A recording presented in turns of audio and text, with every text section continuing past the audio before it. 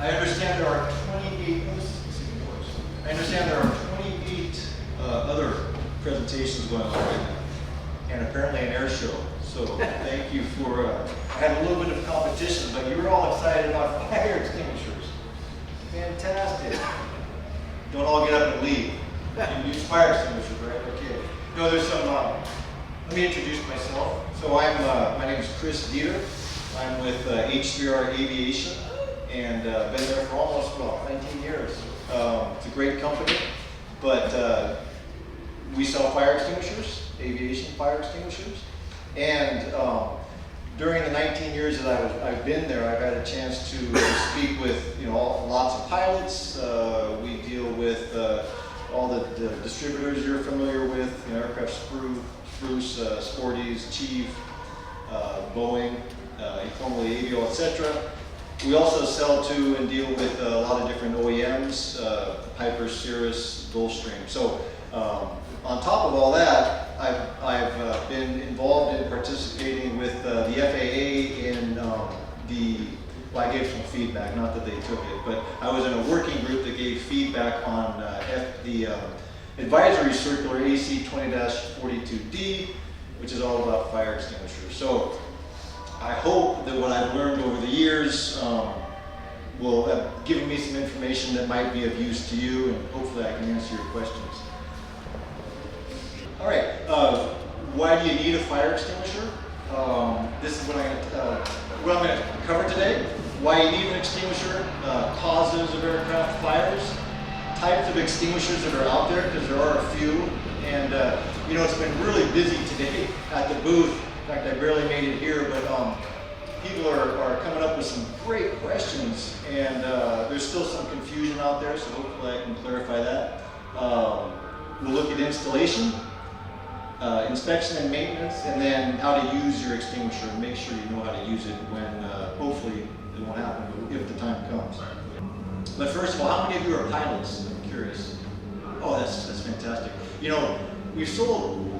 It's just great talking to you guys, because I'm learning so much from speaking with pilots about everything. We were involved in what was a fly-in, a group that flew in all together last night. Really neat stuff. I want to participate in that next year if I can. But of you who are pilots, which is most of you, do you have extinguishers in your aircraft? That's really good. I was talking to an FAA inspector the other day, and you guys are way ahead of the curve, because he said that it's the most often forgotten piece of safety equipment. And the thing is that with a fire extinguisher, when you need it, you really need it. And I'm going to show a video in just a couple seconds here that's really impactful, really kind of brings home that point. But all you need for a fire is a heat source, ignition source, fuel, and oxygen. And of course, there's plenty of that in aviation. And they can happen at any time, right? They can happen during startup, in flight, which is the scariest, and then of course after landing. Let me see if I can make this work. I was looking outside, waiting for the gear to come down to verify it was down. And then we had a green light when my student announced we were on fire. There wasn't any smoke, there wasn't anything that was telling us that was going to happen. We looked back inside and there was already flames rolling out from underneath the dash. I said, "Mayday, mayday, mayday, we're going down." And I continued with how many people are aboard. I got about halfway through and I could hear them say, "What aircraft?" So I knew my transmission didn't go through. By the time I tried to call back again, I lost all radios, shut down the airplane. The whole airplane was full of black smoke. We couldn't see anything, we couldn't breathe. My student was trying to find a fire extinguisher, realized there wasn't one in. He couldn't breathe also, so he decided to keep his feet out of the flames and just open his window to breathe. The only way to fly the airplane, I had to open the door, keep my left foot on the door to keep it open, and keep my head outside to see and breathe. Looked down, there was a field. We were right above a field, and I looked down, saw the field, and decided that's where I was going to put it and not try to make it back to the field. I made a complete power off 180, came in to land. and my shoe had started to melt to my foot, trying to keep the rudders in. To not hit some power lines and trees, I had to bank sometimes what my student estimated about 60 degrees. So I continued to fly. He helped get my shoe off as it was melting to my foot. We realized it wasn't my shoe that was burning so bad. I actually had flames that were coming off of my shin and calf. The actual grass was pretty high, so we didn't even see there was a fence in between where I was and where I thought my rollout was going to be, which ended up being a blessing. It stopped us really quick. It pulled off one side of the gear, which even helped even more to get us stopped in the best amount of time. When we came to a full stop, it was another almost surreal moment that, we made it. I exited the plane like I was on fire, because I was, and jumped out quickly, put out my leg and went back, and my student was getting ready to come out of the airplane. We got him out successfully and made it to a road where we waited for the fire department to pick us up. I had second and third degree burns from the knee down, pretty much on the shin. It burnt pretty good, almost to the bone. And I lost some of my big toe. I'm dealing with some back issues too from the landing. Because hanging outside the airplane, I kind of bent around the seatbelt. So that's, it's a lot better than the alternative.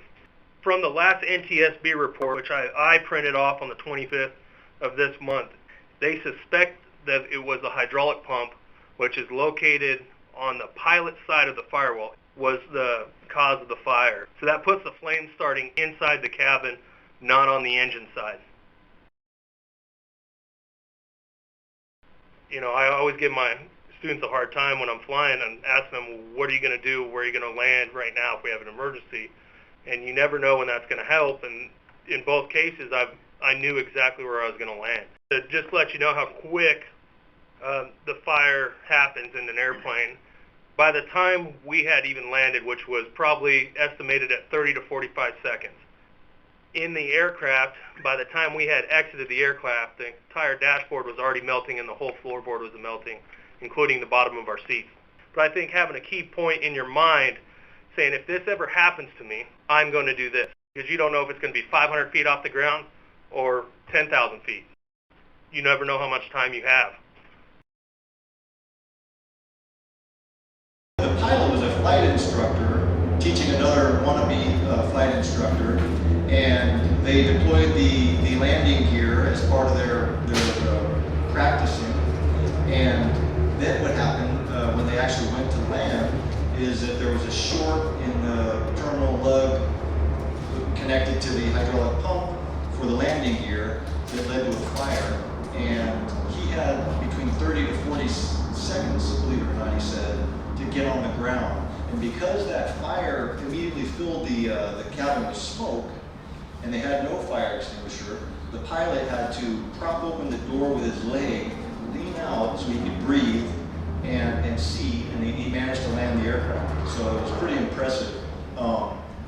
He ended up having, second and third degree burns on his leg, but he survived. So it's pretty impressive. The key takeaway that I get from that, and again, you pilots, I could never be a pilot, but I know that I just couldn't count on myself to do what you guys need to do, everything you need to remember. But the key thing that he took away was that you can't count on other people, you have to count on yourself. And one of the things, I guess, that he could have been faulted for was not checking to see that there was a fire extinguisher. Would a fire extinguisher have helped? It certainly wouldn't have hurt. And again, that fire was on the inside of the firewall, so it would have perhaps bought him a little bit of time. But basically, there are four that I came up with: aging components, improper maintenance, pilot error, and what I just call bad luck. And it's usually often a mix of those things. The average cost of a GA aircraft, I understand, is about $50,000.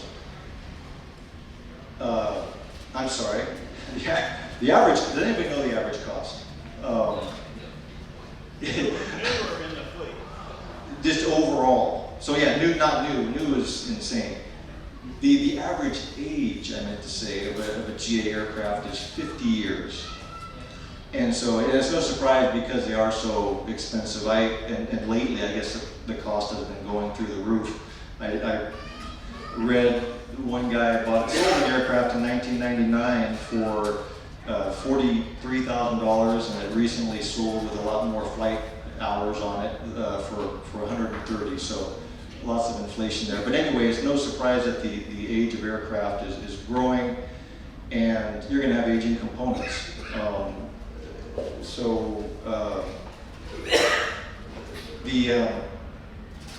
Let's see. When you do have aging components, maintenance becomes more important. Somebody was just telling me at the booth that they had a fire caused by wiring, right? You can have old wiring. Does anybody know, just a fun fact, how do you tell a fire that's from wiring, electrical fire, compared to like a flammable liquid fire? Well, I guess it's the color of the smoke. So, white versus dark. Improper maintenance. We saw that in that AOPA video we didn't hear, the cause was improper maintenance. Again, and it wasn't entirely that the A&P mechanic's fault. Apparently the instructions in the manual weren't all that great, and they found that at that flight school, I think it was 8 out of 9 planes had the wrong cap installed on that terminal lug. So, you know, things happen. There was fault found elsewhere as well by the NTSB. But I was just talking to a guy at our booth who had a brake fire, and that had to do, he said, with improper maintenance of another cap. Something about the brake fluid it goes into a reservoir, and that reservoir needs to be vented, and it wasn't.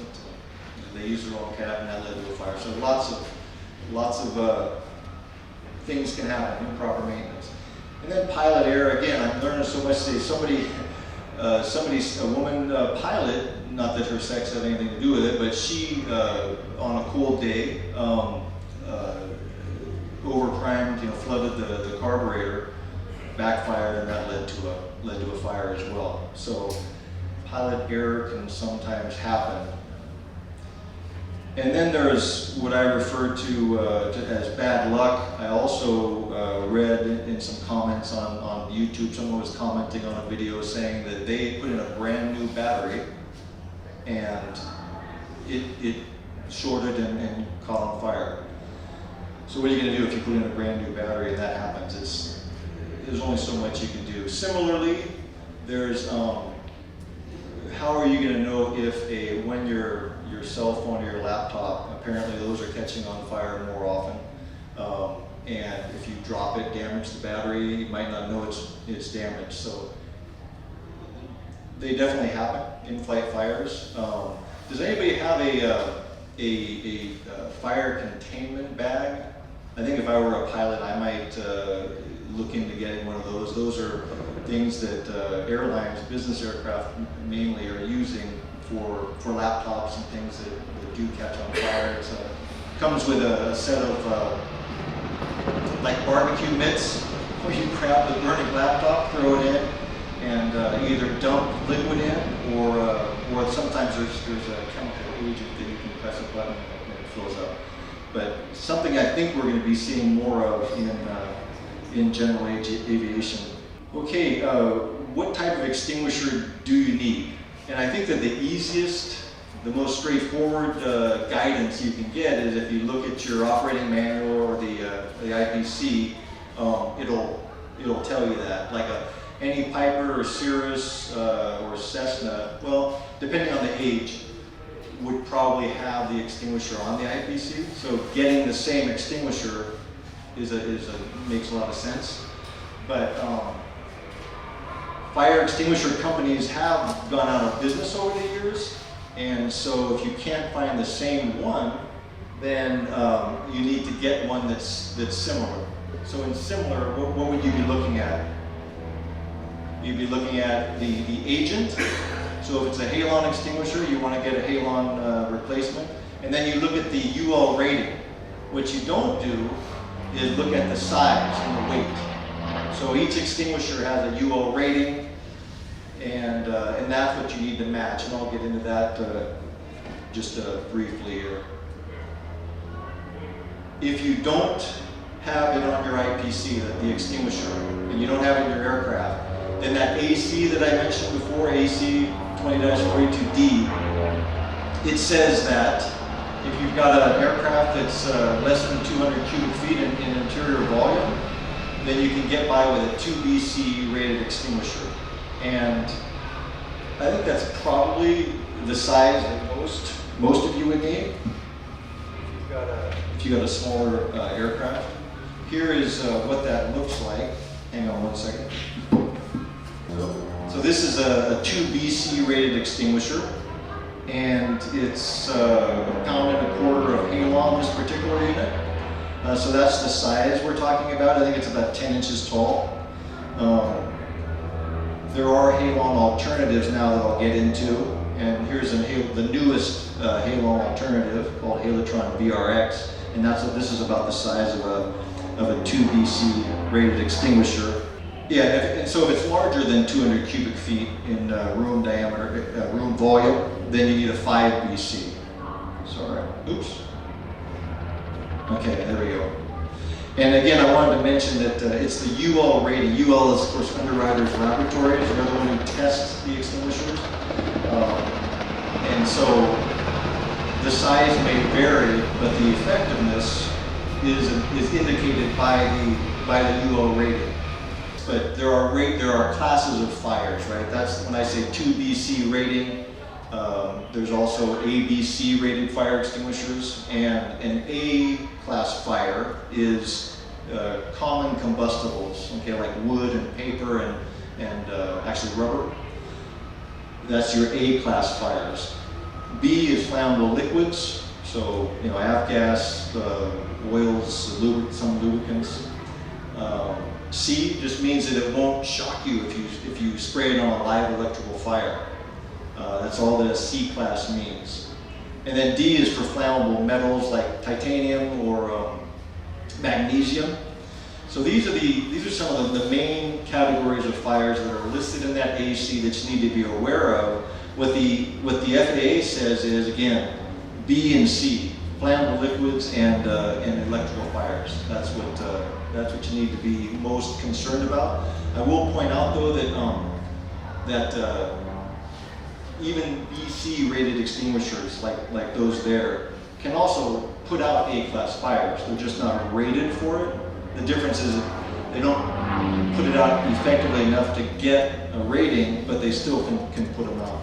Okay, so what should you not have? Who knows what's the worst extinguisher to have in your aircraft? What's the agent? Yeah, someone said ABC? Yes. So dry chemical, ABC in particular, which is something monoammonium phosphate, that's the chemical. It's great fertilizer, but and it's actually good at putting out fires. But use it in your office or your home, not on your aircraft, because it makes a heck of a mess and it obscures your vision and it's highly corrosive. When I was at the technical center in New Jersey, the FAA technical center a few years ago, and they said, well, let's really look at this. We're getting rid of Halon, but shouldn't we really make sure we don't want to use dry chemical? Let's spray it in our test 737. So they had a bunch of us going in the cabin. We were wearing masks and we were wearing a N95 masks before they were cool, as well as eye protection.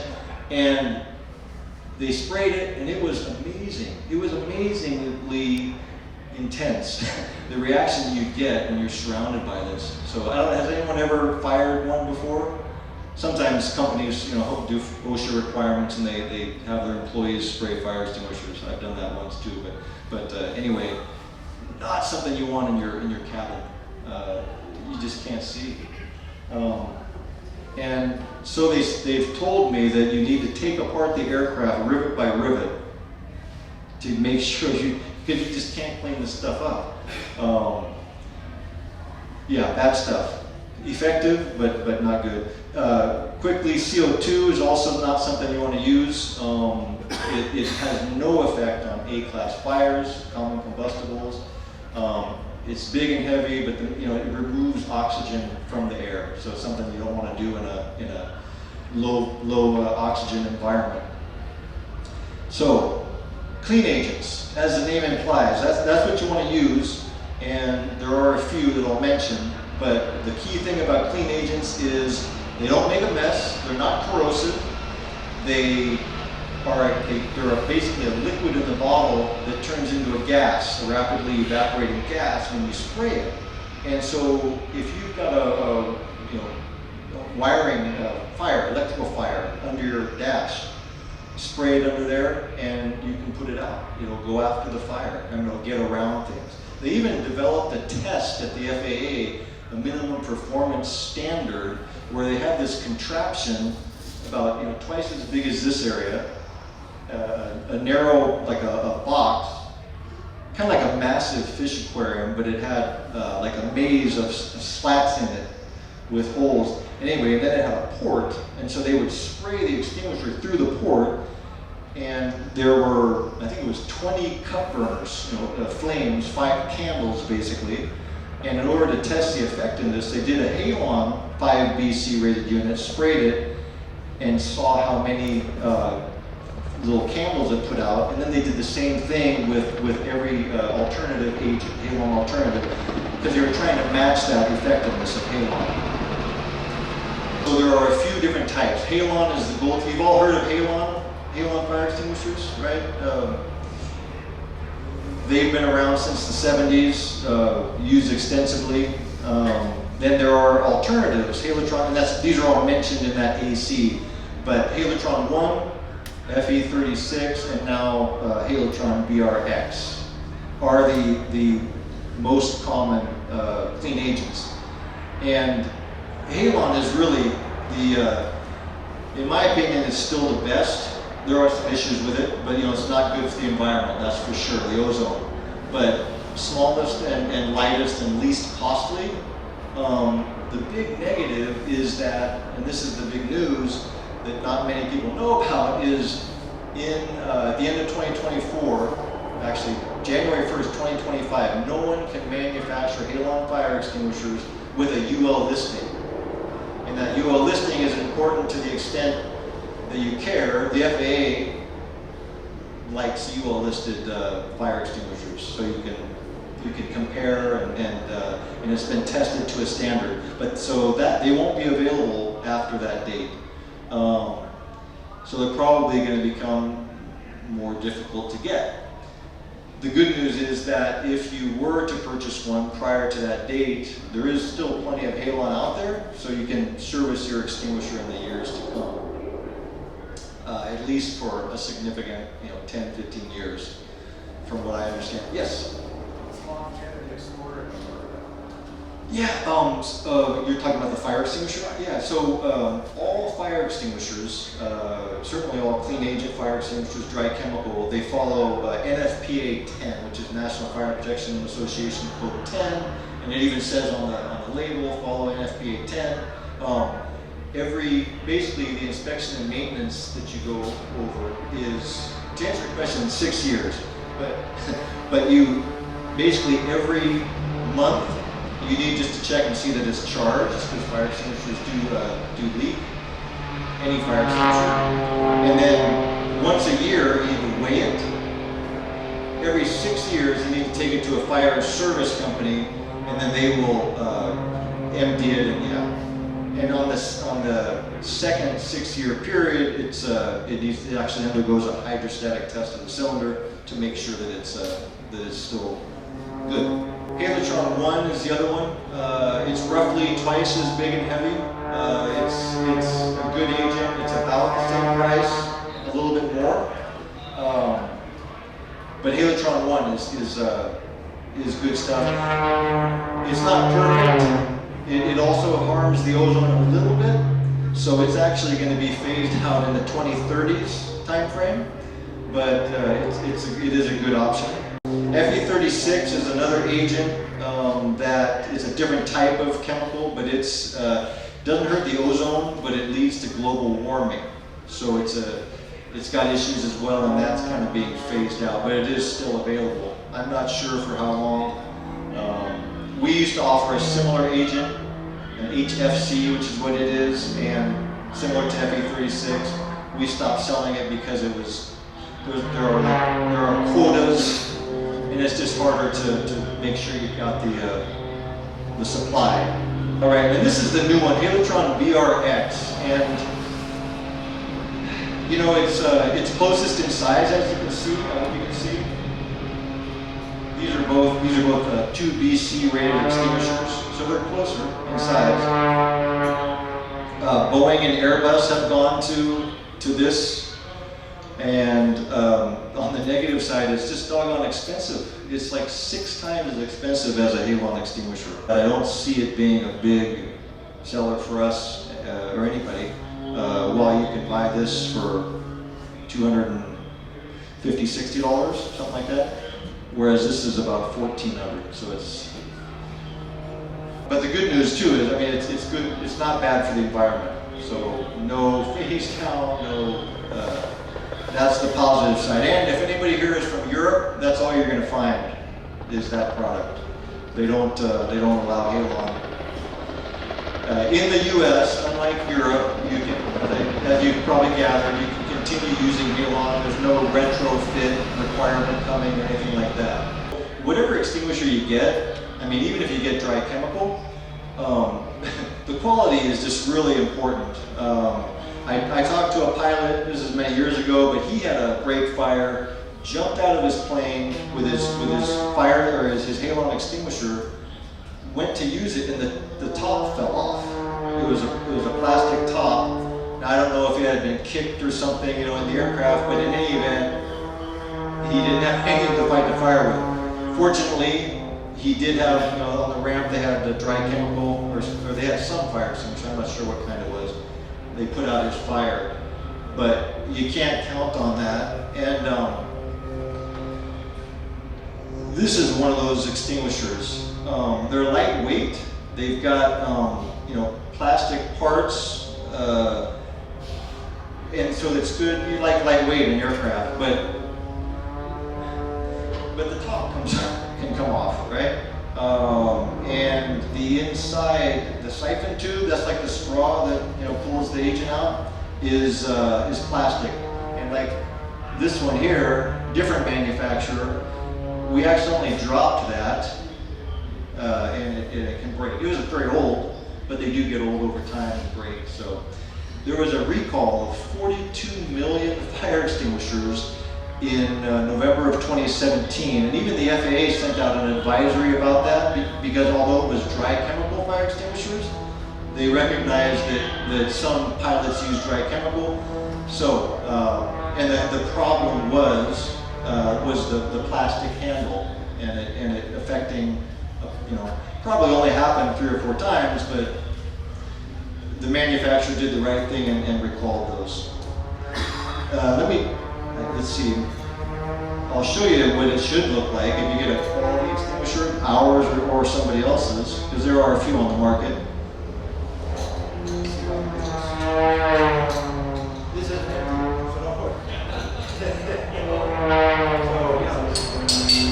Metal, aluminum siphon tube, valve. You're not going to pull this off. So I think that's important to get quality. And one way you can do that, make sure it's EAA listed, but in addition to that, plastic parts are not your friend. Basically, one thing to do clearly is to install the extinguisher as close as possible so it's within reach when you need it, because you've only got, you know, a minute, I think at most, from what I've been hearing. So yeah, under the seat, you know, some of you have extinguishers. Where do you have them mounted? Can anybody mention? Just right back. So, oh yeah. What aircraft do you have? Very small. Oh wow. Okay, so it's anywhere you're mounted, it's going to be in reach. Yeah, that's good. Yeah, and you had yours. Is it in the door or is it? Okay. Yeah, and that's typically. That's good to have it close at hand.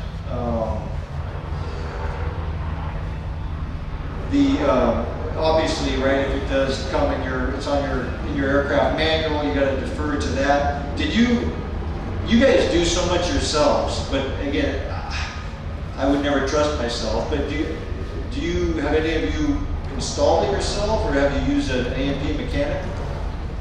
Home built. Home built, of course. Yeah. How about you? Did you? Was it? Oh, okay. Okay, yeah, you're lucky then. Yeah. But anyway, I recommend using an A&P mechanic if it's other than perhaps a home built. What will happen is you'll need to do a weight balance recalculation, I was told, by the FAA, and also apparently it's fairly easy, but you would need a approval from the FAA inspector. What do they call those? A field approval? Field approval? What's that? You need a 337. Oh, what was the reg? I don't know, but I was told by the FAA that you need a field approval, but it should be fairly easy to get. You know, I mentioned already because I had the question there about the inspection and maintenance, and I guess the important thing just to add is it's on the label, right? So if you have a UL listed product, you look at the nameplate, it'll tell you what you need to know. What are the frequency of inspections, etc. So it's on the nameplate, yeah, there's an annual service and every 6 years. And this is true again, not just of Halon, but of basically all the airlines. We have another company that sells to the automotive market, and we interviewed a search and rescue medic. And he was saying that even someone in his position, if he doesn't practice something, you know, in an emergency, his words, he says, you go dumb, right? You just, what do I do? So what he said is that he practices. And I think that's an important lesson for anybody who's got a piece of safety equipment. But on the label, on the nameplate, it says it has instructions. So, but I don't see in the midst of a fire saying, okay, how do I use this thing? And it is pretty straightforward. But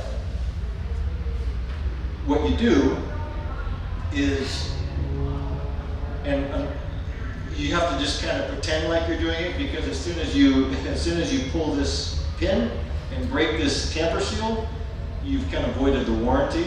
So just pretend you're testing it. You're supposed to hold it, pull the pin, aim at the base of the fire, press it, and then shoot side to side. But again, the point about practicing is I was also told by a pilot, he said he had his extinguisher, and he went just to check it out to make sure that it was going to work.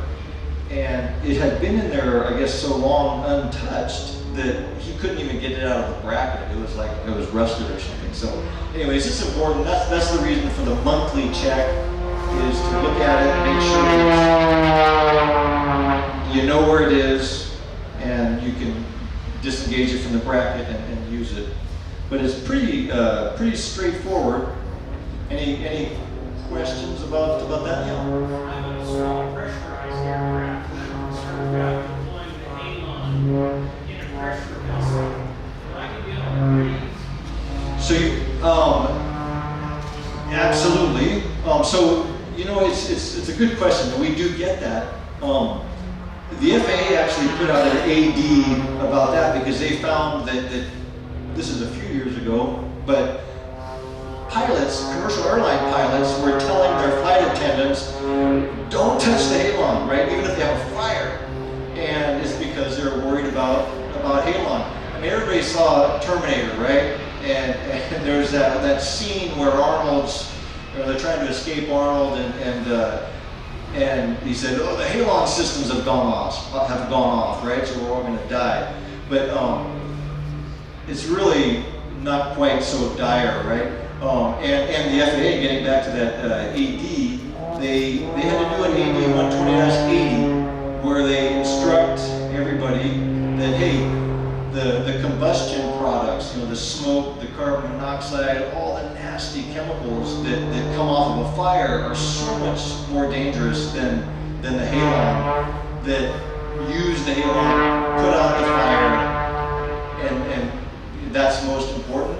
So, I wouldn't want to, just for fun, breathe halon, but it has been used for many, many years in aviation without ill effect.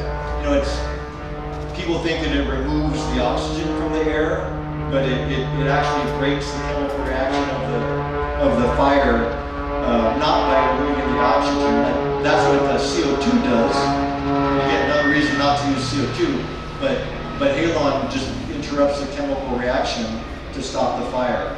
And it's I'm not a chemist, so it has something to do with free radicals bonding with each other and such. But it's been used safely, and so the recommendation is to use it to put out the fire. Now I would ventilate, as soon as you can, but that's your first priority should be to put out the fire. Yeah. Should you turn the bottom over a few times and pull it out of the holster? Just to mix up whatever's Oh yeah, so it's a good question. People do ask that.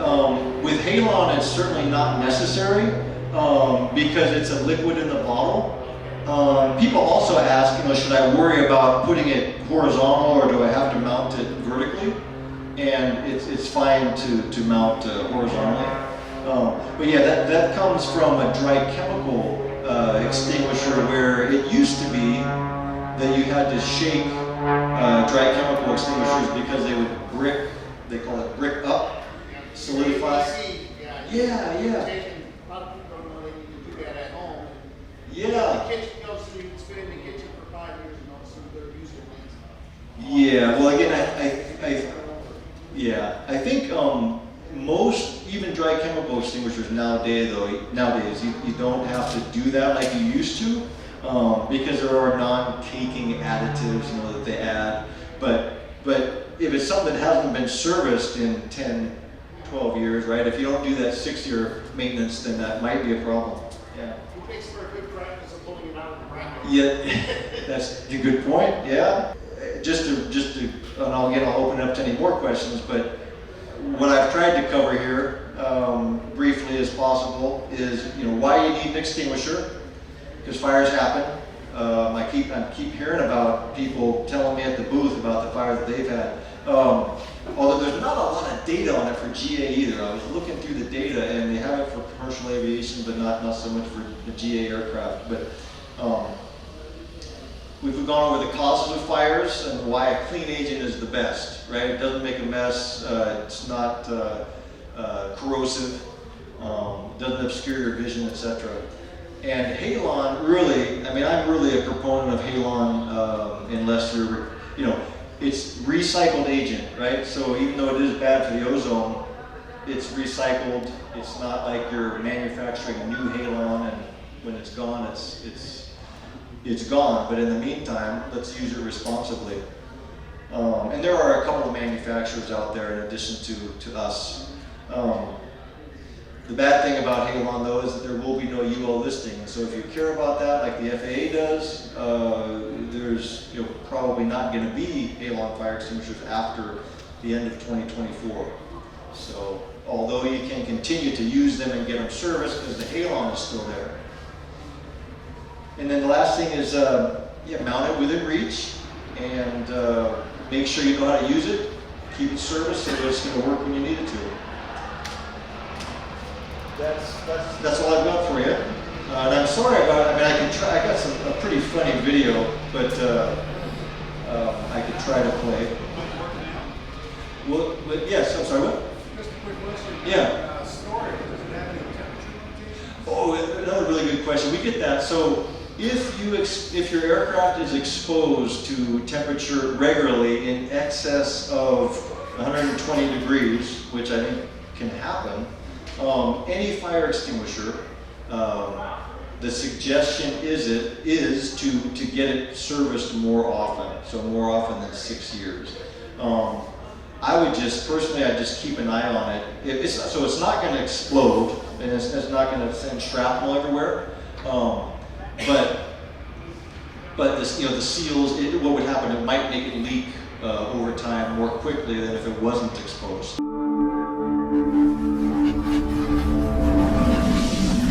And as you probably know, the number one reason for an in-flight fire is a birthday party in the back of the plane gone awry. That's right. You're flying along, everything's great, and then you have to bank to avoid hitting a duck. And then what happens? That's right. Mom drops the birthday cake all over the back of the airplane. It's not her fault. She's got an iron deficiency leading to low grip strength, and so she can't hang on to the cake. Don't get mad at Mom. But now you get two problems. Number one, you got frosting all over the back of the plane. Number two, you got an in-flight fire.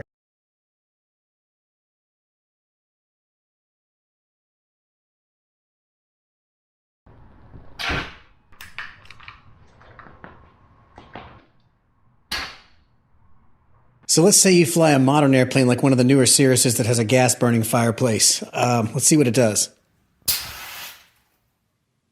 All right, let's say you fly an older plane that's got an old wood-burning fireplace in it.